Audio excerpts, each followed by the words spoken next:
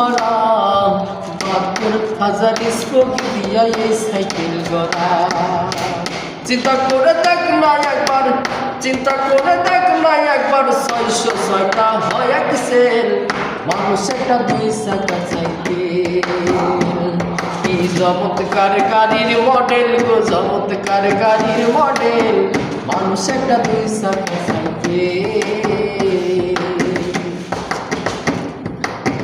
নতুন সাইকেল পুরানো হবে, কলকবজায় ঝঞ্ঝে ধরিবে, তেল বাতি দই ঠন ঠন